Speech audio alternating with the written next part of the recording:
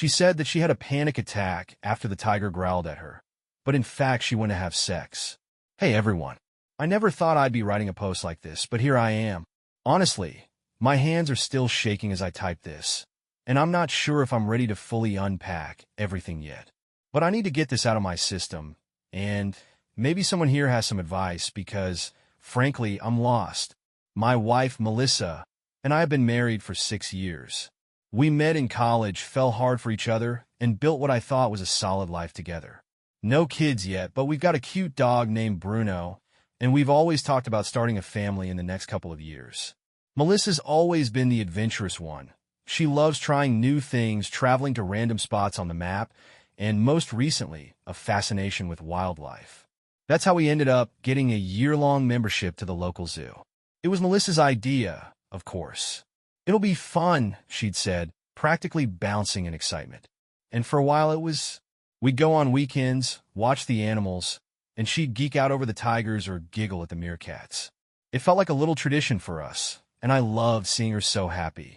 But then things started to change. About 2 months ago, she began going to the zoo by herself. At first, I didn't think much of it. Melissa's always been independent, and I figured she just needed some alone time to recharge. But then she started acting off. She'd come home later and later, saying she lost track of time or had stayed to watch the feeding schedule. She became weirdly defensive if I asked about her day and would brush off my questions with, "Ugh, do you really need a play-by-play of everything I do?" There was one incident that stuck out, though, like a red flag waving right in my face. A couple of weeks ago, Melissa came home looking completely frazzled. Her hair was a mess, her face flushed, and her shirt was inside out. I joked about her having a wild day at the zoo, and she froze like a deer in headlights. Then she laughed, way too hard, and said, "Oh, I had a panic attack when the tiger growled at me. I guess it messed me up more than I realized. It didn't sit right with me." Melissa's not the type to panic. She once stared down a snake in the Amazon and told me to relax. But I didn't push it. I figured maybe she was stressed about something she didn't want to talk about. Until this past weekend, we were supposed to go to the zoo together, but she canceled last minute, saying she wasn't feeling well and needed a day to herself. Fine. I went alone, figuring I'd wander around, grab a pretzel, and maybe take some pictures for her. But when I got to the tiger exhibit, guess who I saw? Melissa, with another man. She didn't see me at first. She was too busy laughing at something he said, her hand brushing his arm in a way that made my stomach drop. He was older, mid-40s maybe, with a confident swagger that screamed, "I own this place." Which, as it turned out, wasn't far off the mark. When I asked one of the zookeepers about him later, they told me he was the zoo's owner. I didn't confront her. Not then. I just stood there frozen as my wife giggled like a schoolgirl and leaned in way too close to this guy. Eventually, they walked off together, disappearing into one of the staff-only buildings. I stayed at the exhibit, my heart pounding so loud I swore the tigers could hear it. I didn't want to jump to conclusions, but let's be real. There's no innocent explanation for sneaking into a private area with someone you're cozying up to. My brain went into overdrive, replaying every weird moment from the past few months. The solo zoo trips, the defensiveness, the flushed face and inside-out shirt. It all added up, and I felt like an idiot for not seeing it sooner. When she came home that evening, I pretended everything was normal. I couldn't bring myself to say anything. Not yet. I needed more proof. I needed to know the truth. So yeah, that's where I'm at right now. Stuck between rage, heartbreak, and a desperate need for answers. I've already decided to dig deeper, but I'm terrified of what I might find. The worst part? She came home that night and told me she felt bad for skipping our zoo date because she'd been resting all day. The lie rolled off her tongue so easily, I almost believed it. Almost. Anyway, that's all I can get out for now. I'm not sure what my next move is, but I'll keep you updated. Part of me wants to confront her immediately, but another part of me wants to keep quiet and see how far she'll take this. Because if she's hiding something this big, who knows what else she's lying about. The night after I saw Melissa at the zoo, I barely slept. I lay in bed, staring at the ceiling while she snoozed peacefully next to me, completely oblivious to the storm raging in my head. Every time I closed my eyes, I saw her laughing with that guy, The way she touched his arm, the way she leaned in like she belonged there. I felt like I was suffocating under the weight of it all. By morning, I'd made up my mind. I needed answers. But I couldn't just confront her without proof. She'd deny it. She was already a pro at lying, apparently, and I couldn't let her wiggle out of this with another flimsy excuse. So, I decided to play the long game. Step 1. Get some solid evidence. I called in sick to work the next day and headed straight to the zoo. It felt weird being there alone, but I needed to see if she was meeting up with Mr. Smooth Operator again. I grabbed a coffee, sat on a bench near the tiger exhibit, and waited. My heart was pounding so hard I thought I might pass out, but I was determined. Sure enough, a couple of hours later, there she was. Melissa strolled in wearing her favorite sundress, the one she only wore when she was feeling herself. She was on her phone, smiling at the screen like she'd just won the lottery. A few minutes later, he showed up, the zoo owner. They didn't even try to be subtle this time. He walked right up to her, kissed her on the cheek, and they headed toward the staff-only area like they owned the place. I felt my stomach turn. Seeing it happen right in front of me was like a punch to the gut, but at the same time, it fueled me. I wasn't going to let this slide. I followed them at a distance, keeping my head down and trying not to draw attention. They entered a small building near the back of the zoo, and I stood there for a moment, unsure of what to do. I couldn't exactly barge in after them. I wasn't ready for a confrontation yet. But I couldn't just leave either. That's when I spotted the cleaning crew. One of them had propped a side door open while they carried in some supplies, and I saw my opportunity. I slipped inside and found myself in a dimly lit hallway. My heart was racing as I crept along, trying to figure out where they'd gone. I felt like a total creep, but at this point, I didn't care. I needed to know the truth. I finally heard voices coming from a room at the end of the hall. Melissa's laugh was unmistakable, and it sent a chill down my spine. I couldn't make out every word, but I caught enough to know they weren't discussing tiger feeding schedules. Something about sneaking off next weekend and nobody suspects a thing. My blood boiled, but I forced myself to stay calm. This wasn't the time to lose it. I pulled out my phone and started recording. I couldn't see them from where I was standing, but their voices were crystal clear. I figured it was better than nothing. After a few minutes, I heard the sound of chairs scraping against the floor, and I panicked, realizing they might be coming out. I slipped back the way I came, my heart pounding as I ducked outside and blended into the crowd. When I got home that evening, Melissa was already there, acting like everything was perfectly normal. She was in the kitchen, humming to herself as she chopped vegetables for dinner. "Hey, babe," she said, flashing me a smile. "How was your day?" "How was my day? Are you serious?" I wanted to throw my phone down on the counter and scream, "How about you tell me what you were doing with your little boyfriend at the zoo today?" But I didn't. Not yet. Instead, I forced a smile and said, same old, same old. I wasn't ready to confront her. Not until I had more. Later that night, while she was in the shower, I grabbed her phone. I knew her passcode. It hadn't changed since college, and I was in within seconds. My hands were shaking as I scrolled through her messages. At first, I didn't see anything suspicious, but then I noticed a thread from someone labeled Zookeeper Dave. Who the hell even calls themselves that? When I opened the thread, my suspicions were confirmed. The texts were a mixture of flirty banter and logistical planning. Stuff like, "I can't stop thinking about yesterday. Meet me at the Tiger House at 2 tomorrow. I'll make sure it's empty. You're driving me crazy in that sundress. You know that?" And then, the one that nearly made me throw her phone across the room. "Can't wait until we can stop sneaking around. I hate lying to him." Him. That's me. I took screenshots of everything and emailed them to myself before carefully putting her phone back where I found it. When she came out of the bathroom, toweling off her hair, I could barely look at her. "You okay?" she asked, giving me a concerned look. "You seem off." I forced a laugh and shook my head. "Just tired. Long day." She bought it. Of course she did. Why wouldn't she? She thought she had me fooled. But I wasn't done yet.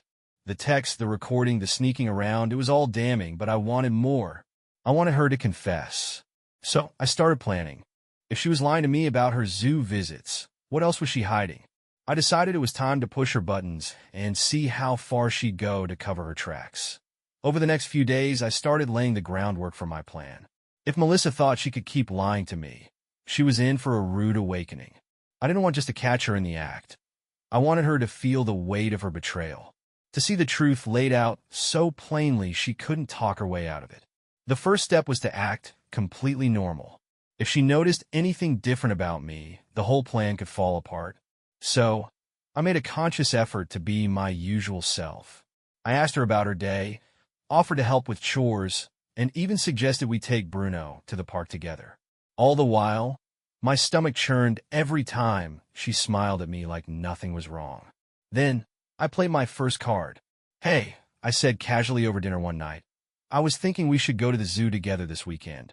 We haven't gone in a while, and I know how much you love the tigers." She froze for a split second. So brief, I almost missed it, but I caught the flicker of panic in her eyes before she recovered. "Oh, that sounds great," she said with a forced smile. "But I might have to work on Saturday. I'll let you know, okay?" "Sure," I said, pretending to buy it. "Let me know." On Saturday morning, she came into the kitchen, already dressed and holding her bag. "Sorry, babe," she said with a pout. "Work called. They need me to cover for someone last minute. Rain check on the zoo." I nodded, keeping my expression neutral. "No problem. Have fun at work." The moment she left, I grabbed my keys and followed her. It didn't take long to confirm what I already knew. She wasn't going to work. She drove straight to the zoo and parked in her usual spot. I stayed a safe distance behind, my heart pounding as I watched her get out of the car and walk toward the entrance. This time, I wasn't going to sit around waiting. I bought a ticket and followed her inside, keeping far enough back that she wouldn't notice me.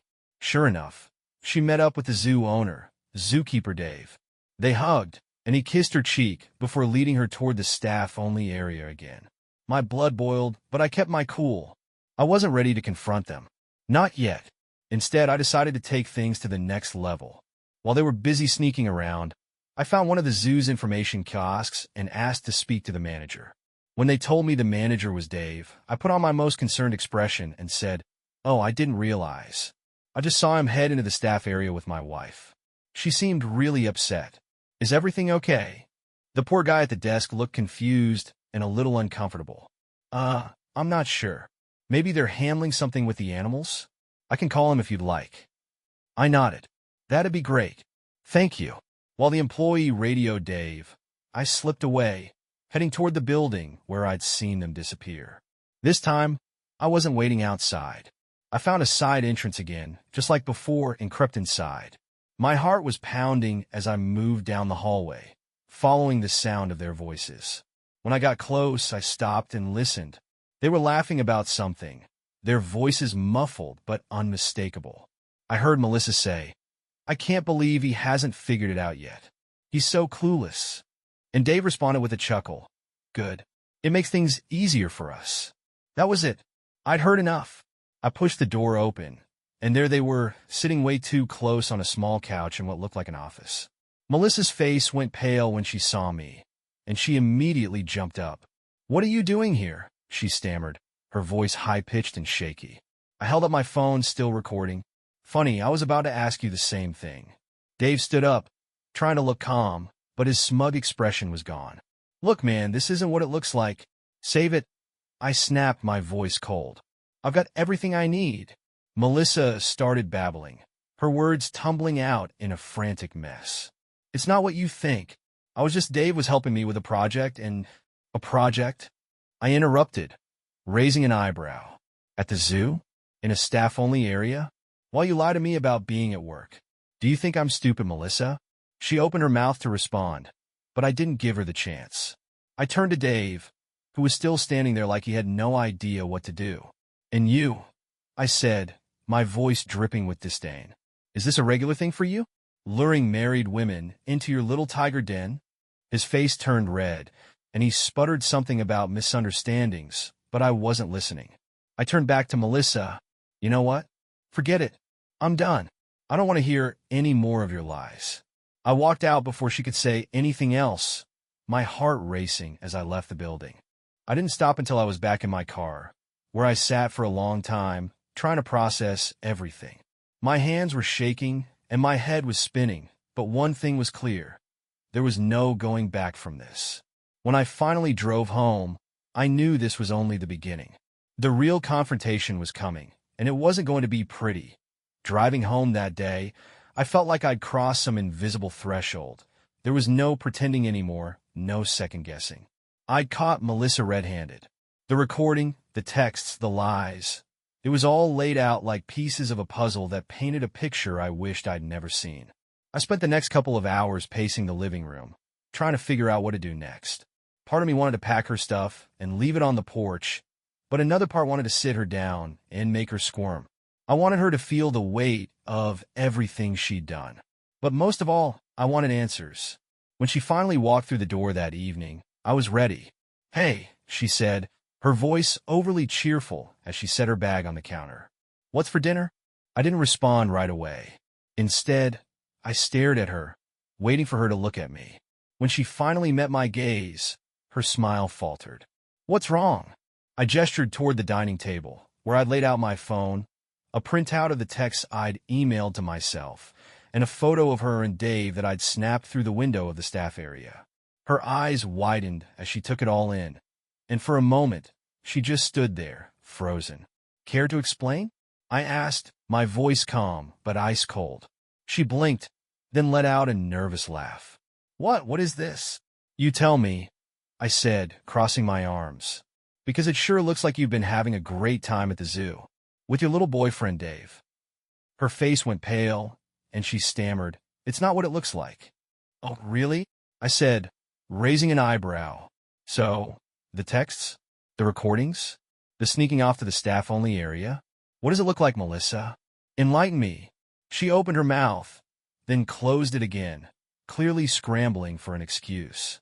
Finally, she said, "Dave and I were just friends. I swear, he's been helping me plan a surprise for you. That's why I've been so secretive." I laughed, a bitter sound that even surprised me. "A surprise? Wow, that's rich. What kind of surprise requires you to lie to me for months and sneak around like you're auditioning for a bad soap opera?" Her eyes darted around the room like she was looking for an escape. "I just didn't want you to find out. It was supposed to be something special." "Special?" I snapped, cutting her off. "You're unbelievable. You think I'm going to buy that after everything I've seen? After everything I've heard? Stop lying to me, Melissa. Just admit it." For a moment, I thought she might actually come clean. Her shoulders slumped, and she looked down at the floor, tears welling up in her eyes. But then, like flipping a switch, she went on the offensive. "You know what?" she said, her voice rising. "Maybe if you weren't so paranoid and controlling, I wouldn't have to sneak around. You're always working, always distracted. I've felt invisible for months, and Dave, he actually listens to me." The audacity of it all hit me like a slap in the face. "Oh, so this is my fault now?" I said, my voice shaking with anger. "I work to support us, Melissa, to give us a good life. And this is how you repay me? By running off with some zoo owner and blaming me for your lies." She crossed her arms, glaring at me through her tears. "I made a mistake, okay? I'm not perfect, but you're not some saint either. You've been distant, and I needed someone to talk to." "Talking?" I said, raising my voice. "Is that what we're calling it now? Do you think I'm stupid, Melissa? I know exactly what you've been doing, and it's not just talking." Her defiance crumbled at that, and she started sobbing. "I didn't mean for it to happen," she said, her voice breaking. It just did. I didn't know how to stop it.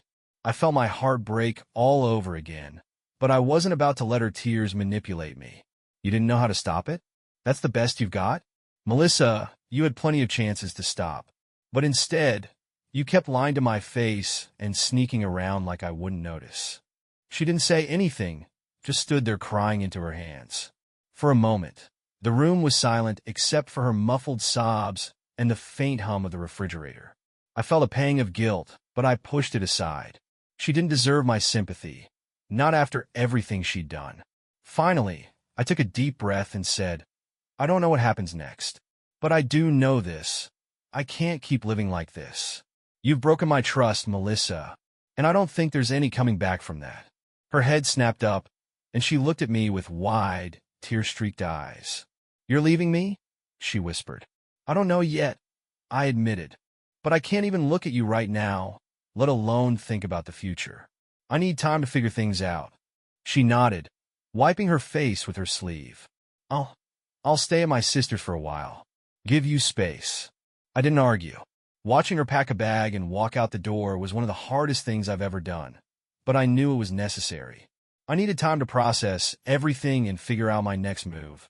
As I sat on the couch that night, staring at the empty living room, I felt a strange mix of relief and despair. I was finally free of her lies, but at what cost? My marriage was in shambles, my heart was broken, and I had no idea where to go from here. But one thing was certain, this wasn't over. Not by a long shot. The first night without Melissa in the house was surreal. It was quiet, too quiet. No sounds of her humming in the kitchen. No clatter of her scrolling endlessly on her phone. Just me, Bruno, and the deafening silence. I sat on the couch for hours, staring at nothing, replaying every lie, every betrayal, every stupid excuse she'd fed me over the past few months. I felt like I was teetering on the edge of something dark, and I wasn't sure if I wanted to fall or claw my way back. By morning, I knew I couldn't sit around wallowing. I needed to take control of the situation. Melissa might have left, but this wasn't the end of the story. I wanted answers. No, I needed answers. And I wasn't going to wait around for her to decide when and how to give them to me. The first thing I did was call a lawyer. Not because I was ready to file for divorce yet, but because I wanted to know my options. If Melissa thought she could walk away from this scot-free, she was in for a rude awakening. The lawyer, a no-nonsense woman named Paula, listened patiently as I laid out everything I knew so far. The texts, the recording, the zoo trips, even the ridiculous excuse about having a panic attack when the tiger growled at her. When I finished, she let out a low whistle. "Sounds like you've got a solid case," she said. "If things escalate and you decide to file, this evidence will work in your favor. But for now, I'd advise keeping your emotions in check. Gather everything you can, texts, emails, financial records, and be prepared for anything.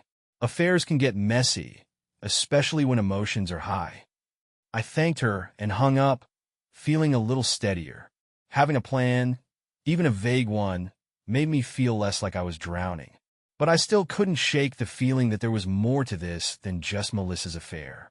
Something about the way she and Dave had acted, so brazen, so confident, made me think they weren't just careless. They were hiding something bigger. So I started digging. The first place I looked was Melissa's laptop. She'd left it at home, probably assuming I wouldn't think to check it. Big mistake. Her browser history was clean. Too clean, but I knew enough about technology to recover deleted data. It took a while, but eventually, I found what I was looking for. A series of emails between her and Dave. At first, they were harmless enough. A few jokes, some casual banter about the zoo. But as I scrolled further back, the tone shifted. "Can't wait to see you again. Meet me in the Tiger House after the park closes. I've been thinking about you all day. You make me feel alive. When this is all over, we'll have everything we want. Just be patient." That last one stopped me cold. When this is all over, what did that mean? What exactly were they planning? The emails only got worse from there. They talked about setting up a private bank account, moving assets around, and tying up loose ends. My stomach churned as I read through it all, realizing that this wasn't just an affair. This was a full-blown scheme, and I was the mark. I called Paulo again, my voice shaking as I explained what I'd found. "It sounds like they're planning to drain you financially," she said, her tone grim. "You need to act fast. Freeze any joint accounts, and make sure your assets are protected. Do you have a separate account in your name only?" "I do," I said, mentally thanking my past self for keeping that little nest egg. "But what about the joint account? She doesn't have access to much of it yet." "Not yet," Paula said, "but she might try. If I were you, I'd move the bulk of it into your personal account, just to be safe. And keep a close eye on any credit cards, loans, or shared investments. If she and this Dave guy are as calculated as they seem, they won't stop at just your savings." After hanging up, I spent the next few hours locking down everything I could. I moved money, changed passwords, and even contacted my credit card companies to put alerts on my accounts. By the time I was done, I felt exhausted but slightly more secure. At least now, they wouldn't be able to clean me out while I wasn't looking. That evening, I got a text from Melissa. "Hey, just checking in. How are you? I miss you." I stared at the screen, my jaw tightening. The nerve of her, acting like everything was fine, like she hadn't just tried to destroy our life together. Part of me wanted to respond, to call her out on her fake concern, but I held back. Instead, I screenshotted the message and sent it to Paula, adding it to the growing pile of evidence. The next day, I decided to take things a step further. I went back to the zoo, not to spy on Melissa this time, she wasn't there, but to dig up dirt on Dave. If he was brazen enough to flaunt his affair with a married woman, who knew what other skeletons he had in his closet? I started asking questions, casually chatting with some of the staff and volunteers. Most of them seemed to like Dave, but a few mentioned that he had a reputation for being a smooth talker. One woman, an older volunteer named Margie, leaned in close when I asked her about him. "Dave's a charmer, sure," she said, lowering her voice. "But he's got a way of getting what he wants, if you catch my drift. Let's just say you're not the first husband who's come sniffing around here, asking questions." Her words hit me like a punch to the gut. "What do you mean?" I asked, my throat dry. Margie gave me a knowing look. "He's had entanglements before, always with married women. Don't know why, but he seems to have a thing for them, and it never ends well." I left the zoo that day with more questions than answers. Dave wasn't just some random fling. He was a predator, and Melissa had walked right into his trap. But here's the thing. Dave didn't know who he was dealing with. He thought he could use Melissa to get whatever he wanted, but he didn't count on me fighting back. The trap was set, but this time it wasn't for me. It was for them. That I woke up the next morning with a strange sense of clarity. All the anger and heartbreak I'd been carrying felt like it had sharpened into something focused, purposeful. Melissa and Dave thought they could play me, manipulate me like some clueless idiot, but they didn't realize I was onto them. And now, it was time to turn the tables. The first thing I did was call Margie, the volunteer from the zoo. I'd gotten her number under the pretense of following up on zoo memberships, but what I really needed was more dirt on Dave. She answered on the second ring, and after some polite small talk, I cut straight to the point. "Margie, I need to know everything you can tell me about Dave. The affairs, the money, anything that might help me figure out what he's really up to." There was a pause on the other end, and for a moment, I thought she might hang up. But then she sighed. "Look, I don't like gossiping," she said. "But Dave, he's not the saint he pretends to be. He's gotten close to women before, married ones, and a few of them ended up in messy situations. Divorces, financial problems, you name it. One woman even lost her house because of some bad investment advice he gave her." My blood ran cold. "Do you think he's scamming them?" "I can't say for sure," Margie said, "but I wouldn't put it past him. He's got a silver tongue and a way of making people trust him. And once he's got what he wants, he moves on. It's like a pattern with him." Her words hit me like a ton of bricks. This wasn't just an affair. It was a setup. Dave was targeting vulnerable women, using their emotions to get close to them, and then bleeding them dry. And now, he'd set his sights on Melissa. I thanked Margie and hung up, my mind racing. I needed more proof, something concrete I could use to expose Dave for the snake he was. So, I decided to go straight to the source. That afternoon, I headed back to the zoo again. This time, I wasn't sneaking around or trying to stay hidden.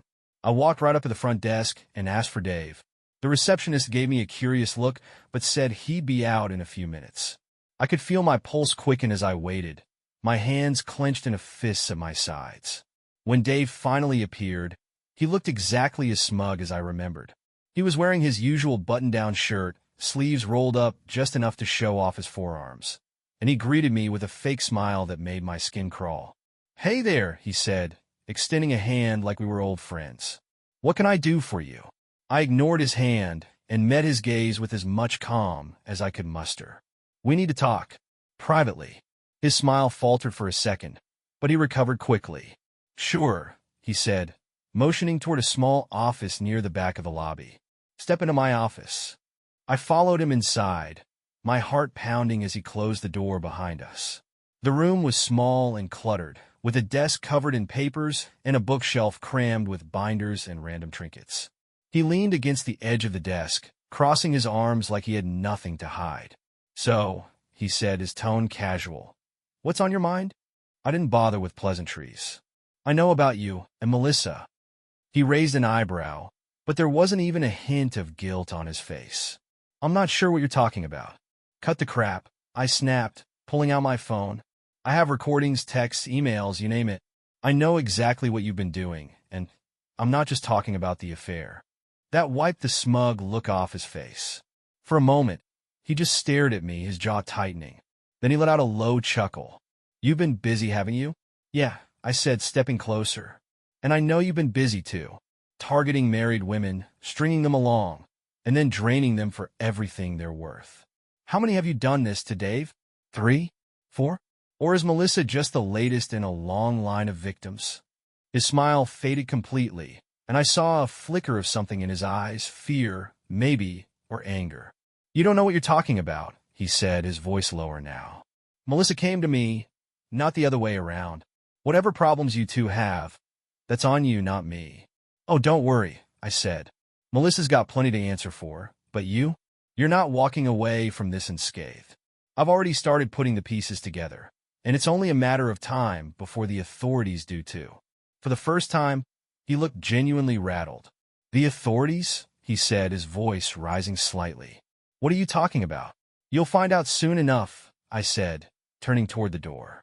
Oh, and one more thing. Stay away from my wife. Before he could respond, I walked out, my head held high even though my hands were trembling. I didn't know if I'd rattled him enough to make him back off, but it didn't matter. I wasn't done yet. That evening, I got another text from Melissa. Can we please talk? I feel like everything's spiraling, and I don't know how to fix this. I stared at the message for a long time, trying to decide what to do. Part of me wanted to block her and move on, but another part wanted to hear what she had to say. If I was going to get to the bottom of this, I needed to confront her again, this time with everything I knew. And so, I texted back. Tomorrow night. Our house. Don't be late. When I texted Melissa to meet me at the house, I didn't expect much. I figured she'd come armed with more excuses, more crocodile tears, and just enough guilt to make me question myself. But this time, I was ready. I had my evidence, I had my plan, and most importantly, I had the resolve to finally demand the truth. She showed up right on time, which was unusual for her. Normally, Melissa operated on what I used to call her own schedule. But as she walked through the door, I could see the tension in her shoulders, the way she clutched her bag like it was a shield. She looked tired, her usual confidence dimmed, but I didn't let myself feel sorry for her. Hey, she said softly, closing the door behind her. Thanks for agreeing to talk. I didn't respond right away. I motioned for her to sit at the dining table, where I'd already set out my phone, the screenshots of her texts, and the email correspondence with Dave. I watched her eyes flicker over the pile of evidence before settling on me. So, I said, breaking the silence, where should we start? The lies? The affair? Or the part where you and Dave were planning to screw me over? Her face crumpled, and she looked down at her hands. It's not what you think. Don't. I interrupted, holding up a hand. Don't insult me by pretending there's some innocent explanation for all this. I've seen the texts, Melissa. I've heard the recordings. I know you weren't just hanging out at the zoo because you love the tigers. She opened her mouth to respond, but I cut her off again. And don't even try to blame me for this. Don't tell me I wasn't there for you, or that you felt neglected. You had plenty of chances to talk to me, to tell me you were unhappy. Instead, you lied, cheated, and tried to make me look like the bad guy. So, please enlighten me. What's the excuse this time? For a moment, she just sat there, her mouth opening and closing like a fish out of water. Then she let out a shaky breath and said, I didn't mean for it to happen. I laughed bitterly. You keep saying that, but it doesn't mean anything. You didn't mean for it to happen, but it did. You made choices, Melissa, and now you're going to have to own them. She wiped at her eyes, her voice trembling as she said, It started out innocent, I swear. Dave and we just clicked. I felt like he understood me in a way you didn't. My jaw tightened. Understood you? Melissa, he's a con artist. He's done this before. To other women. Did you even bother to think about what he might really be after? Her head snapped up, her eyes wide. What are you talking about? I leaned forward, my voice cold. Dave isn't some knight in shining armor. He's a predator. He targets married women, gets close to them, and then uses them to get what he wants.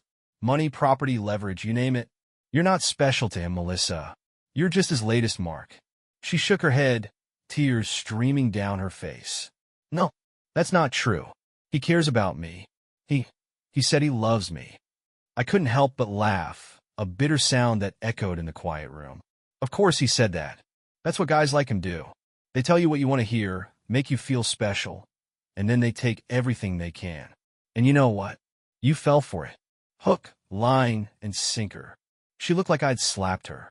Why are you being so cruel? She whispered. Cruel? I repeated, my voice rising. Melissa, do you have any idea what you put me through? The lying, the sneaking around, the humiliation of finding out my wife is cheating on me with some sleazy zoo owner? You don't get to play the victim here. Not anymore. The room fell silent, the weight of my words hanging between us. Melissa looked down at her lap, her shoulders shaking as she sobbed quietly. For a moment, I almost felt sorry for her. Almost. Finally, she looked up at me, her eyes red and swollen. I'm sorry, she said, her voice barely above a whisper. I know I've hurt you. I don't even know how to begin making it right. You can't, I said bluntly. You made your choice, Melissa. And now, I'm making mine. She blinked, her face crumpling again. What do you mean? I mean this is over, I said, my voice steady. I don't want to be married to someone who lies to me, cheats on me, and tries to destroy everything we've built. You can pack up your things and go back to your sister's, or wherever you've been staying. But, as far as I'm concerned, we're done. She sat there, stunned, like she couldn't believe what she was hearing. You don't mean that, she said, her voice cracking. We can fix this. We can go to counseling. No, I said firmly. This isn't something you fix, Melissa. This is something you walk away from. Her tears came harder now, and she reached for my hand, but I pulled away. Please, she begged. Don't throw this away. I love you. I stood up, shaking my head. If you loved me, you wouldn't have done this. With that, I walked out of the room, leaving her sitting there, sobbing into her hands. I didn't feel triumphant, or even relieved. I just felt hollow. But I knew I'd made the right decision. Because no matter how much it hurt, staying would have hurt even more. When Melissa left that night, she looked shattered. She packed her things in silence, her face streaked with tears. Every now and then, she'd glance at me, like she was hoping for some sign that I'd change my mind. But I didn't.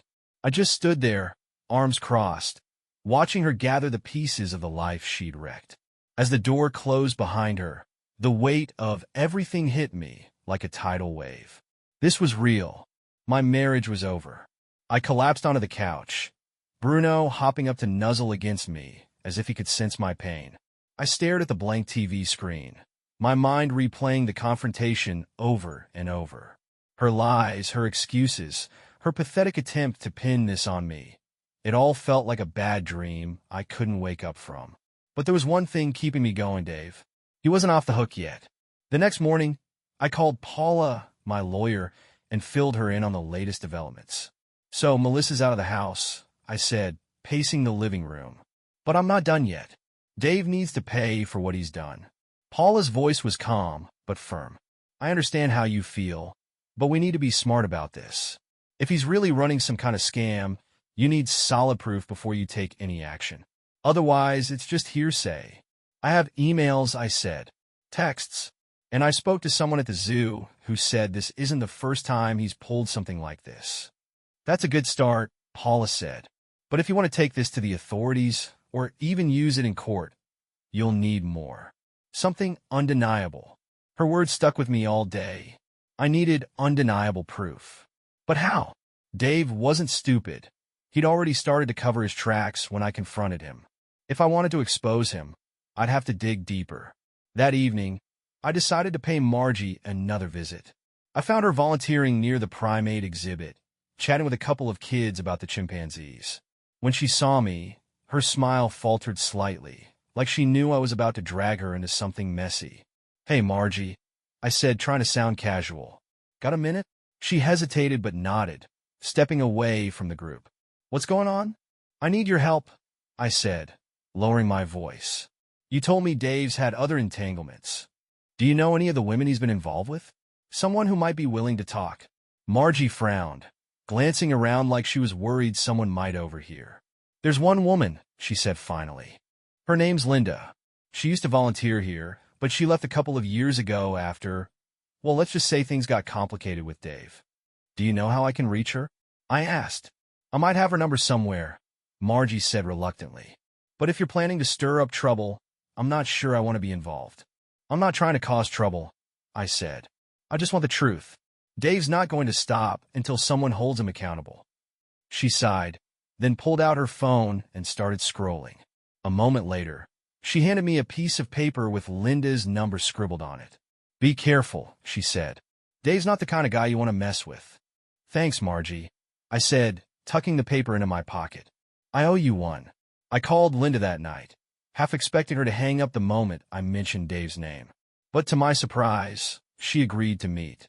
"If this is about him, I've got plenty to say," she said, her voice laced with bitterness. The next day, we met at a small cafe downtown. Linda was in her early 40s, with a sharp look in her eyes that told me she'd been through more than her fair share of battles. As soon as I sat down, she got straight to the point. "So, what's Dave done now?" she asked, sipping her coffee. I explained everything, the affair, the emails, the financial schemes.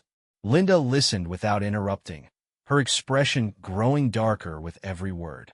When I finished, she let out a dry laugh. "Sounds about right," she said. "That man is a snake." "Did he do the same thing to you?" I asked. She nodded, her jaw tightening. "I thought he cared about me. He was charming, attentive, everything my husband wasn't at the time. But it was all an act. He convinced me to invest in some bogus business opportunity, and before I knew it, I was out $50,000. When I confronted him, he played the victim, said he'd lost the money, that it wasn't his fault. I tried to warn people about him, but he's so good at covering his tracks. Nobody believed me." My stomach churned. "Do you have any proof? Emails, contracts, anything?" Linda shook her head. "Not anymore. I got rid of everything after my divorce. It was too painful to hold on to." I sighed, feeling the weight of the setback. But Linda wasn't done. "There's one thing, though," she said, leaning forward. "Dave had a habit of bragging. He used to keep a file, a literal folder, of all the women he'd conquered. Pictures, letters, even bank statements. He called it his insurance. Said it was in case one of them ever tried to turn on him." My eyes widened. "Do you know where he kept it?" "He always kept it at the zoo," she said. "In his office. I wouldn't be surprised if it's still there." I left the cafe feeling a mix of hope and dread. If the file was real, it could be the key to taking Dave down. But getting my hands on it would be risky. Still, I was running out of options. And if Dave wanted to play games, I was ready to go all in. The thought of Dave keeping a literal file of his conquests made my blood boil. It was one thing to manipulate and cheat, but to document it like some twisted trophy collection? That was a whole new level of depravity. If this file existed, it wasn't just a chance to expose him. It was my chance to destroy him. I spent the next day planning my move. Breaking into Dave's office wasn't exactly the most legal idea, but desperate times called for desperate measures. Besides, it wasn't like he deserved any respect for his privacy. This was about justice, about getting the truth. That night, I drove to the zoo after closing hours. I parked in the far lot, away from the main entrance, and slipped through a gap in the fence I'd noticed during one of my earlier visits. The place was eerily quiet, the only sounds coming from the occasional rustle of leaves and distant animal calls. My heart pounded in my chest as I crept toward the office building, every shadow making me jump. When I reached the door, I hesitated. Was I really doing this? Breaking into a building, sneaking around like some wannabe spy? But then I thought of Melissa, of the lies, the betrayal, the smug look on Dave's face when I confronted him. He thought he was untouchable. It was time to prove him wrong. I jimmied the lock with a small screwdriver I'd brought, and after a few tense moments, it clicked open. Slipping inside, I found myself in the same dimly lit hallway where I'd overheard Melissa and Dave weeks ago. The smell of cleaning supplies and stale coffee lingered in the air as I moved quietly toward his office. The door to his office was locked, of course, but after the first door, this one felt easier. I was inside within seconds. The room was exactly as I remembered: messy desk, cluttered shelves, and a faint smell of cologne. I closed the door behind me and started searching, my hands shaking with adrenaline. The drawers were my first stop. I rifled through stacks of papers, receipts, and random knickknacks, but there was nothing that looked like the file Linda had described. Next, I checked the shelves, pulling out binders and flipping through their contents. Still nothing. Panic began to creep in. What if Linda had been wrong? What if Dave had gotten rid of the file? Or worse, moved it somewhere I couldn't reach? I was about to give up when I noticed something odd. A small, locked filing cabinet tucked under the desk. It looked old, the kind of thing someone might use to store personal documents. I dropped to my knees and inspected the lock. It wasn't anything fancy, a simple key lock I could probably pick with the right tools. Fortunately, I'd come prepared. It took me a couple of tries, but eventually, the lock gave way with a satisfying click. When I opened the drawer, my breath caught. There it was, a thick folder labeled of all things special files. Subtle, Dave. Real subtle. I pulled it out and flipped through its contents, my stomach churning with every page. Linda hadn't been exaggerating. The folder was a goldmine of incriminating evidence. Photos, letters, emails, even copies of checks and bank statements. There were notes scribbled in the margins, details about each woman, their vulnerabilities, and how much he'd managed to take from them. It was disgusting. And then I saw Melissa's name. My hands shook as I pulled out a few pages tied to her. There were emails between her and Dave, just as flirty and manipulative as the ones I'd already found. But there were also notes, his observations about her, how she'd been ripe for the picking because of our marriage struggles. He even had a tally of the money she'd taken out of our joint account and funneled to him under the guise of investments. My stomach twisted with a mix of fury and heartbreak. Melissa wasn't just his victim. She'd been an active participant in his game, even if she hadn't realized the full extent of it. And now, I had proof. I took photos of everything, making sure to capture every damning detail. Then, just to be safe, I stuffed the entire folder into my bag. No way was I leaving this behind. As I slipped out of the office and back into the night, my mind was racing. I had everything I needed to take Dave down, but what came next? Confronting him directly would only give him a chance to wiggle out of it, and I wasn't interested in playing games. I needed to go bigger, louder. The authorities were an option, but I wasn't sure if they'd move quickly enough. This was personal, and I wanted to see the fallout firsthand. So I made a decision. I'd expose Dave publicly. I'd take his carefully constructed life and burn it to the ground. The next morning, I contacted Paula again, explaining everything I'd found. She was impressed by the evidence, but warned me to be cautious. If you go public with this, you could be opening yourself up to legal trouble, she said. Make sure you're ready for whatever comes next. I don't care, I said. He needs to pay for what he's done. Paula sighed, but agreed to help me prepare a case. Meanwhile, I started compiling everything into a neat, devastating package. The photos, the emails, the financial records, it all went into a digital folder I planned to send to every news outlet, social media account, and professional contact of Dave's I could find. By the end of the day, I was ready. My finger hovered over the send button, my heart racing with a mix of anticipation and dread. This was it, the moment everything would change. I hit send, and then I waited. The first ripple of fallout came faster than I expected. By mid-morning the next day, my phone was lighting up with notifications. Local news outlets had picked up the story. Zoo owner accused of fraud and exploitation. Social media was ablaze, with hashtags like #ZooScammer and #ExposeDave trending within hours. People were outraged, not just at Dave's predatory behavior, but also at the sheer arrogance of his actions. I watched as the story gained traction, a mix of satisfaction and nervous energy coursing through me. This wasn't just about revenge anymore. It was about justice. Dave had hurt too many people, and now the world knew exactly who he was. By lunchtime, things escalated. I got a call from Linda, her voice buzzing with excitement. "Have you seen it?" she said. "People are coming forward. Other women, families. It's like a dam just broke. You really did it." She wasn't exaggerating. More victims were stepping up, sharing their stories online and with the media. Each new account painted an even uglier picture of Dave's schemes. He wasn't just targeting women. He'd conned businesses, taken loans under false pretenses, and even falsified documents to cover his tracks. The man was a walking disaster. I should have felt triumphant, but part of me was still waiting for the other shoe to drop. Dave wasn't the type to go down without a fight, and sure enough, that fight came sooner than I expected. That evening, while I was walking Bruno around the block, my phone buzzed with a call from an unknown number. Against my better judgment, I answered. "Hello. Think you're clever, don't you?" The voice on the other end was low and angry. It was Dave.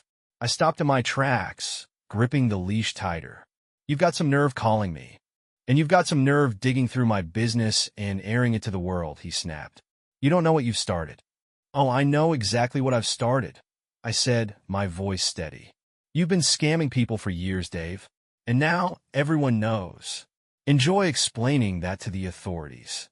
There was a pause, and then he laughed, a cold, humorless sound. "You think you've won? You're just a bitter husband trying to save face. You don't scare me."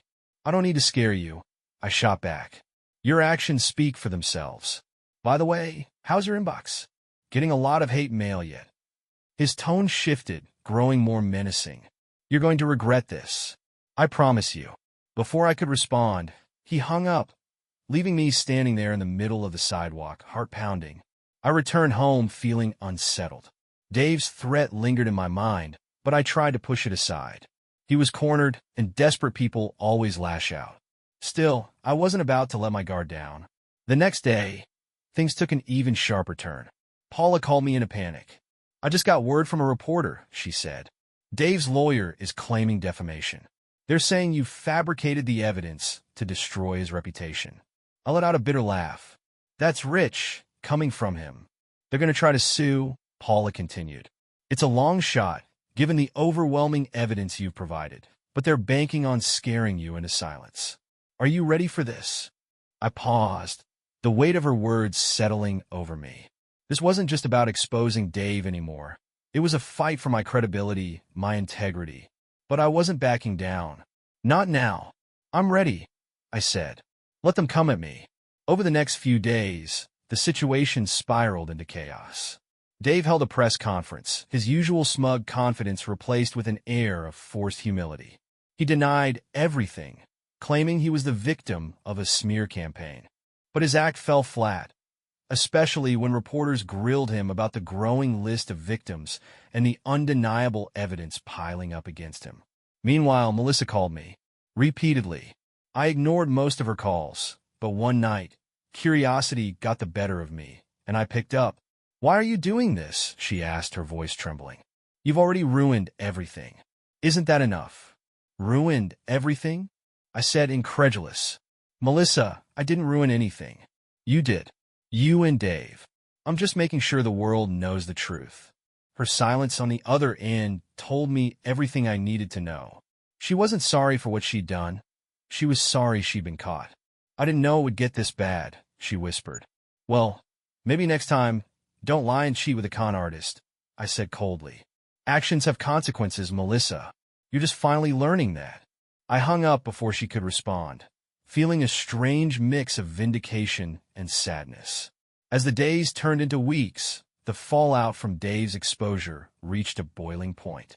The zoo announced his resignation, distancing themselves from the scandal to save face.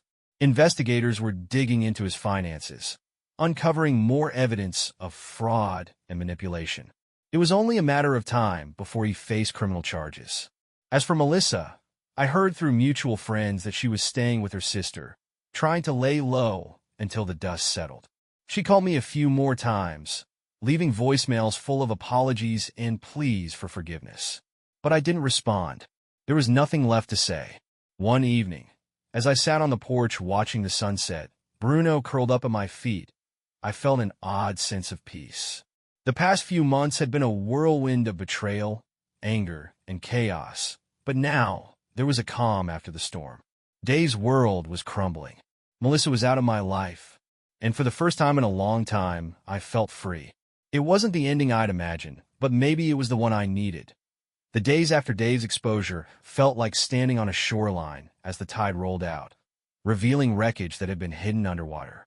Every day, brought new revelations about the extent of his schemes, and the media devoured it all like vultures. He was trending for all the wrong reasons now. His name dragged through the mud on every platform imaginable. I should have been celebrating, but instead, I felt a strange emptiness. Justice was being served slowly but surely, but it didn't undo the damage.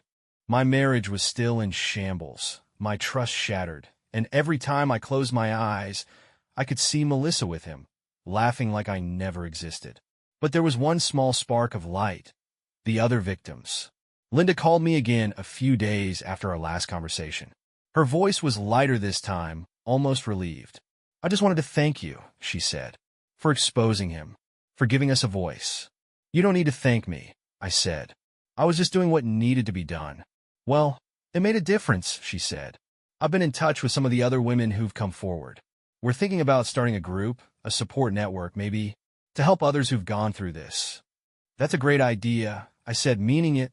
For the first time in weeks, I felt a flicker of hope. Maybe something good could come from all this chaos. The legal threats from Dave's lawyer fizzled out as quickly as they'd started. Paula had been right. The evidence against him was overwhelming, and any attempt to claim defamation was laughable. But that didn't stop Dave from trying to spin the narrative. One evening, I turned on the TV to find him sitting down for an exclusive interview. He looked disheveled, his once confident demeanor replaced with a veneer of desperation. "This has been the hardest time of my life," he said, his voice heavy with fake remorse. "I made mistakes I deeply regret, but I'm not the monster people are making me out to be." I rolled my eyes, muting the TV before he could spew more nonsense. It didn't matter what he said. His reputation was in tatters, and nothing he did could fix it now. Meanwhile, Melissa's attempts to reach out became more sporadic. At first, she called almost daily, leaving voicemails that ranged from apologetic to downright desperate. "I know I messed up," she said in one message, "but I still love you, and I can't stand the thought of losing you. Please, can we just talk?" I never replied. Then, one day, she showed up at the house. It was a quiet Saturday afternoon, and I was sitting on the porch throwing a ball for Bruno. When I saw her car pull into the driveway, my chest tightened. Part of me wanted to tell her to leave before she even got out, but another part was curious. What does she want now? She stepped out, looking more put together than she had in weeks. But there was something different about her, an air of resignation, maybe, or guilt. She approached the porch slowly, her hands clasped in front of her. "Hey," she said softly. I didn't respond, just nodded toward the steps. She sat down, keeping a careful distance between us. For a moment, neither of us said anything. Bruno, sensing the tension, dropped his ball and sat at my feet, staring at her warily. "I'm not here to make excuses," she said finally. "I know I've already done enough damage." "That's an understatement," I said, my tone colder than I intended. She flinched but nodded. "I deserve that." There was a long pause before she continued. "I've been doing a lot of thinking since everything happened, and I realized I've been blaming you for things that weren't your fault. I was selfish. I let myself get caught up in something I knew was wrong, and I hurt you in ways I can't even begin to fix." I didn't say anything, letting her words hang in the air. "I'm not asking for forgiveness," she said. I needed you to know that I see what I've done. And I'm sorry." Her voice cracked on the last word, and for the first time in a long time, I felt a twinge of something resembling pity. Not enough to change anything, but enough to let me hear her out. "What are you going to do now?" I asked. She shrugged, staring down at her hands. "I don't know. I'm staying with my sister for now, trying to figure things out. She's been supportive, but I can tell she's disappointed in me too." "Good," I said bluntly. "You should be surrounded by people who hold you accountable." She nodded, tears welling up in her eyes. "I don't expect us to ever go back to the way things were. I hope one day you'll be able to think of me without hating me." I looked at her for a long moment, searching for the right words. Finally, I said, "I don't hate you, Melissa, but I don't trust you either. And without trust, there's nothing left." Her tears spilled over, and she wiped them away quickly. "I understand," she said, her voice barely above a whisper. She stood up, looking at me one last time. "Take care of yourself, okay?" "You too," I said, my voice flat. She walked back to her car, her shoulders slumped, and drove away. That night, I sat on the porch again, watching the stars. Bruno lay at my feet, snoring softly. For the first time in weeks, I felt a strange sense of peace. Not because things were perfect, but because I'd finally taken back control of my life. Melissa was gone, Dave was finished, and I was free. The weeks after Melissa's visit passed in a blur. Life settled into a strange, new rhythm. Quiet, simple, and oddly peaceful. The chaos of the past months felt like a distant storm, its wreckage still visible, but no longer pressing. I poured myself into work, spent more time with Bruno, and reconnected with old friends I hadn't spoken to in years. It wasn't perfect, but it was progress. Meanwhile, the fallout from Dave's downfall continued to ripple through the community. The zoo officially distanced itself from him, announcing new leadership and promising a complete overhaul of their policies. Rumors swirled about a pending criminal investigation into his finances, but no charges have been filed yet. As for Melissa, I heard bits and pieces about her through mutual friends. She was still living with her sister, working part-time at some retail job to make ends meet. Apparently, she'd lost a lot of friends in the fallout, and her social circle had all but evaporated. It was hard to feel sorry for her, though. Actions have consequences, and hers had finally caught up with her. One afternoon, I was cleaning out the spare bedroom, the one I'd started calling Melissa's old room in my head, when I found an old photo album tucked away in the closet. It was dusty, forgotten, and stuffed full of pictures from our early years together. There we were at our college graduation, grinning like idiots, on a road trip to the mountains, her hair tangled from the wind. At our wedding, holding hands and laughing like we had the whole world ahead of us. I sat on the floor and flipped through the album, a knot forming in my chest. Looking at those photos, it was hard to reconcile the woman I'd fallen in love with and the one who had torn my life apart. But as much as it hurt, I couldn't deny the good times we'd shared. They were real, even if everything else had crumbled. By the time I reached the last page, I felt lighter, like I'd finally laid something to rest. I put the album back in the closet, dusted off my hands, and closed the door. The past was the past, and I was done letting it haunt me.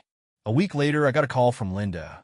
"Big news," she said, her voice practically buzzing. "Dave's been arrested." "What?" I said, sitting up straighter. "When?" "Just this morning," she said. "The police raided his house and took him into custody. Turns out, he was skimming money from the zoo's accounts, too. Embezzlement, fraud, the works." I let out a low whistle. "I can't say I'm surprised." "Neither can I," she said. "But it feels good, doesn't it? Knowing he's finally getting what he deserves." "Yeah," I said, a small smile creeping onto my face. "It really does." We talked for a while longer, and by the time I hung up, I felt a sense of closure I hadn't realized I was missing. Dave was done. His schemes, his lies, his smug arrogance. It was all coming to an end. And while it didn't erase the damage he'd caused, it felt like justice had finally been served. That evening, I decided to treat myself. I grabbed Bruno and headed to the park, the one Melissa and I used to visit together. It was a crisp, clear evening, the kind where the air felt alive and the sunset painted the sky in shades of gold and pink. As I sat on a bench, watching Bruno chase squirrels, I thought about everything that had happened. The betrayal, the heartbreak, the anger, it had all felt insurmountable at the time. But now, looking back, I realized something: I'd survived. I wasn't the same person I'd been before, but maybe that wasn't a bad thing. I was stronger now, more cautious, but also more certain of what I wanted and what I wouldn't tolerate. The next morning, I woke up with a strange sense of clarity. For so long, I'd been focused on what I'd lost: my marriage, my trust, my sense of stability. But now I was ready to start thinking about what I could gain. I started small, reaching out to friends I hadn't seen in ages. I joined a local hiking group, rediscovering my love for the outdoors. I even signed up for a pottery class on a whim, figuring it was time to try something new. And slowly, bit by bit, I began to rebuild. As the weeks turned into months, the scars of the past began to fade. I wasn't naive enough to think I'd ever forget what happened, but I was determined not to let it define me. Melissa was a chapter in my life, a long, messy chapter, but she wasn't the whole story. One day, while walking Bruno through the park, I ran into a woman from the hiking group. Her name was Rachel, and she had an easy smile and a laugh that felt like sunlight. We started chatting, and before I knew it, we were making plans to grab coffee sometime. It wasn't love at first sight or some grand romantic moment, but it was a start. As I lay in bed that night, Bruno snoring softly at my feet, I felt something I hadn't felt in a long time. Hope. The road ahead was still uncertain, but for the first time, I was okay with that. Because the truth is, life doesn't come with guarantees. It's messy, unpredictable, and often unfair. But it's also full of second chances, if you're brave enough to take them. And me? I was ready. Months passed, and the chaos that had once consumed my life slowly gave way to a sense of normalcy. Dave was facing a slew of charges, and his trial was looming. Melissa had disappeared from my day-to-day life, leaving only sporadic updates from mutual friends. And me? I was finally starting to feel like myself again. My days were full but simple: work, time with Bruno, and the occasional meet-up with friends. I've been spending more time with Rachel from the hiking group, too. What had started as casual chats during group outings turned into coffee dates, and then dinners. She was kind, funny, and refreshingly straightforward. A complete 180 from the web of lies I'd been tangled in with Melissa. One evening, Rachel and I sat on the patio of a small cafe, the warm glow of string lights casting a soft glow over our table. We'd been talking about our favorite travel spots when she paused, her expression thoughtful. "Can I ask you something personal?" she said, setting her coffee cup down. "Of course," I said, bracing myself. "What happened with your ex?" Her tone was gentle, not prying, but the question still made my chest tighten. I let out a slow breath, deciding how much to share. "It's a long story," I said finally. "The short version? She cheated on me, lied about it, and got involved with someone who turned out to be a total scam artist." Rachel's eyebrows shot up. "Wow, that's a lot." "Yeah," I said with a bitter laugh. "It was a mess, but I've worked through it, and I'm in a much better place now." She nodded, her eyes soft with understanding. "I'm glad. You deserve better." Her words hung in the air, warm and reassuring. For the first time in a long time, I felt like I wasn't carrying the weight of the past alone. The next few weeks were a blur of small victories. I finally sold the house I'd shared with Melissa, opting for a cozy two-bedroom that felt more like a fresh start. Work was going well, and Bruno had fully embraced his role as my constant companion. Life wasn't perfect, but it was mine again, and that was enough. One afternoon, I got a call from Paula. "Good news," she said. "The prosecutors in Dave's case have reached out. They want to use the evidence you provided as part of their case." "Seriously?" I said, sitting up straighter. "Seriously," she confirmed. "Your recordings, the emails, the financial documents, they're all key pieces in proving his intent and pattern of behavior." Hearing that was like the final piece clicking into place. All the stress, the sleepless nights, the emotional turmoil, it had been worth it. Dave was finally going to face the consequences of his actions, and I played a part in making that happen. The trial started a few weeks later, and though I wasn't required to testify, I attended a few sessions out of curiosity. Seeing Dave in court was surreal. Gone was the smug, confident man who'd thought he could get away with anything. He looked small, defeated, as witness after witness laid bare the extent of his schemes. By the time the verdict came down, guilty on multiple counts of fraud and embezzlement, I felt a wave of relief. Justice had been served, and the chapter was officially closed. Melissa called me one last time after the verdict. Her number flashed on my screen, and for a moment, I debated ignoring it. But something told me to answer. "Hello," I said cautiously. "Hi," she said, her voice hesitant. I heard about the trial. About Dave. I wanted to say I'm sorry. For everything." I didn't respond right away, letting her words sink in.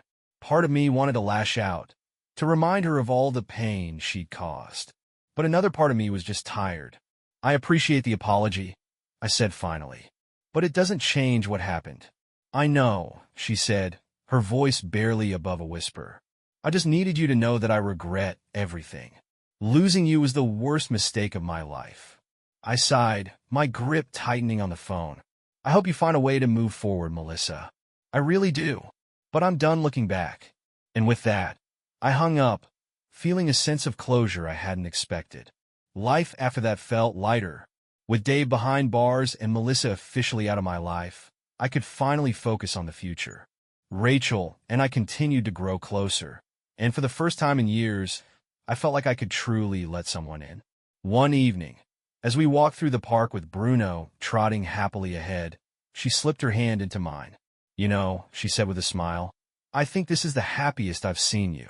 Yeah, I said, squeezing her hand. I think you're right. Because here's the thing. Life doesn't always go the way you plan. People hurt you, betray you, and leave scars that never fully fade. But if you're willing to pick up the pieces, to let go of the pain and rebuild, there's always hope. And me? I was finally ready to embrace it. Life had settled into a rhythm I hadn't expected but welcomed. The chaos of the past felt like a distant storm, and in its place, calm had taken root. My days were full. Work, long walks with Bruno, and nights spent with Rachel. Things were simple, steady, and, most importantly, real. One Saturday morning, Rachel and I decided to go hiking, a tradition that had become our thing over the past few months. She'd chosen a trail about an hour outside of town, one that wound through a dense forest and ended at a breathtaking overlook. It felt symbolic in a way, like we were walking toward something new together. As we climbed, she told me about a work project she was excited about, her voice animated as she described the details. I listened, watching the way her face lit up, and for a moment, I forgot about everything that had come before her. She wasn't a rebound or a distraction. She was someone I genuinely cared about, someone who made the future feel like a possibility instead of a question mark. When we reached the overlook, we stood in silence, taking in the view. The sun was just starting to dip toward the horizon, casting the landscape in shades of gold and amber. Rachel turned to me, her smile soft. You've been quiet, she said. What's on your mind? Just thinking, I said, slipping my hands into my pockets. About how far I've come. About how grateful I am to be here. With me, she teased, nudging me playfully. With you, I said seriously, meeting her eyes. And where I'm at now. For a long time, I didn't think I'd get here. Her smile faded into something softer, more serious. You've been through a lot, she said, but you're still standing. That says a lot about you. For a moment, I didn't say anything, letting her words settle over me. Then I reached for her hand, squeezing it gently. Thanks for sticking with me, I said, even when I was still sorting myself out. Always, she said, her voice warm. That night, as I lay in bed, I thought about everything that had led me here. Melissa, Dave, the betrayal, the heartbreak, it all felt like a lifetime ago. But instead of anger or sadness, I felt peace. The kind of peace that comes from knowing you've survived something you didn't think you could. The next morning, I woke up to a text from Linda. Hey, just wanted to let you know we're officially launching the support group. It's called Phoenix Rising. Thought you'd appreciate the name. I smiled, typing back a quick reply. That's awesome. Proud of you. Let me know if there's anything I can do to help. Her response came almost immediately. Actually, we're hosting an event next month to raise awareness about emotional and financial abuse. Would you be willing to speak? Your story could really inspire people. The idea made my stomach flip. Public speaking wasn't exactly my strong suit, and the thought of sharing my story in front of a crowd felt daunting. But the more I thought about it, the more it felt like the right thing to do. If my experience could help someone else avoid the pain I'd gone through, it was worth it. Count me in, I texted back. Over the next few weeks, I worked with Linda and her team to prepare for the event. They'd rented out a small community center and invited speakers from all walks of life, victims, advocates, even a couple of legal experts. My role was simple, to share my story and how I'd come out the other side stronger. When the day finally came, I was a bundle of nerves. The room was packed with people, and as I stepped up to the podium, my heart pounded in my chest. But as I started to speak, the nerves melted away. I talked about Melissa, about Dave, about the lies and betrayal that had nearly broken me. And then I talked about the aftermath, how I'd found my strength, rebuilt my life, and opened myself up to something new. By the time I finished, the room was silent. Then slowly the applause started. It was overwhelming, humbling, and oddly cathartic. For the first time, I felt like my pain had a purpose, like it had been transformed into something meaningful. After the event, Rachel found me in the crowd. She wrapped her arms around me, her eyes shining. "You were amazing," she said. "I'm so proud of you." "Thanks," I said, my voice thick. "I couldn't have done it without you." She pulled back, smiling up at me. "You didn't need me. You've always had that strength. You just had to find it." That night, as I sat on the couch with Bruno curled up beside me, I felt a deep sense of contentment. Life wasn't perfect. It never is, but it was mine again. And for the first time in a long time, I felt like I was exactly where I was meant to be. The weeks following the Phoenix Rising event were transformative in ways I hadn't expected. Sharing my story had been terrifying, but it also felt like shedding a weight I hadn't realized I was still carrying. The event had connected me with people whose experiences mirrored my own. And for the first time in a long time, I felt like part of something bigger, a community of people determined to rebuild their lives, no matter how broken they once seemed. One afternoon, I got a call from Linda. "You're not going to believe this," she said, her voice bubbling with excitement. "The event raised way more money than we expected. We're going to be able to offer grants for counseling and legal aid to people who need it."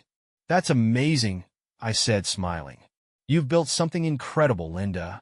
"You helped build it," she replied. "People really connected with your story. A few of them even reached out to me afterward, saying how much it meant to them. Hearing that gave me a sense of purpose I hadn't felt in a long time. The idea that my pain, something that had once felt meaningless and all-consuming, could help others was deeply humbling.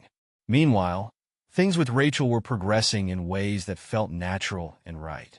We spent more and more time together, and though we hadn't put a label on our relationship, it was clear that we were building something solid. She was patient, understanding, and never pushed me to move faster than I was ready for. One evening, as we sat on the porch watching the sunset, she turned to me with a thoughtful expression.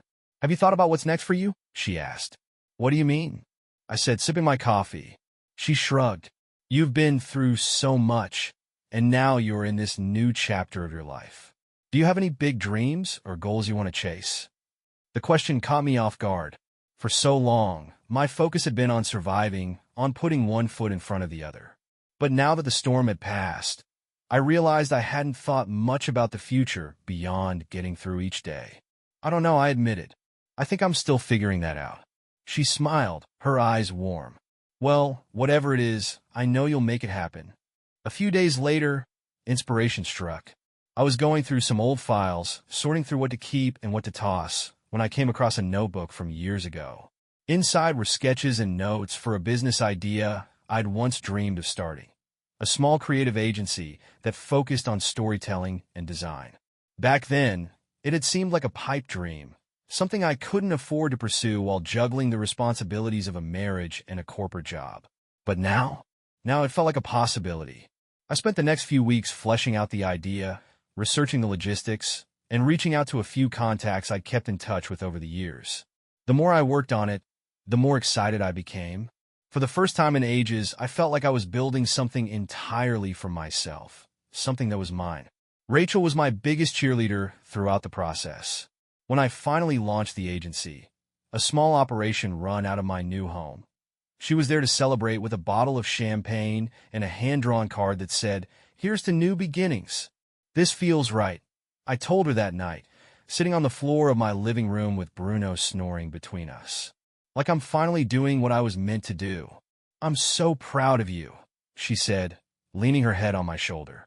"You deserve this." As the weeks turned into months, life continued to blossom in unexpected ways. The agency grew slowly but steadily, and I found myself thriving in the creative freedom it offered. Rachel and I grew closer, our relationship deepening with each passing day. And through it all, I felt a sense of gratitude for the lessons I'd learned, the strength I'd found, and the people who had supported me along the way. One evening, As Rachel and I walked through the park with Bruno trotting happily ahead, she slipped her hand into mine. "You know," she said, her voice soft, "I think you've finally found your footing." I looked at her, smiling. "Yeah, I think I have." And as I looked out at the horizon, the sun dipping low and casting the world in shades of gold, I felt something I hadn't felt in a long time. Peace. The kind that comes from knowing you've faced the worst, survived it, and come out the other side stronger than before. Life isn't perfect, and it never will be. But for the first time in a long time, I was okay with that. Because I'd learned that even in the aftermath of betrayal and loss, there's always a chance to rebuild, to rise from the ashes and create something beautiful. And me? I was just getting started.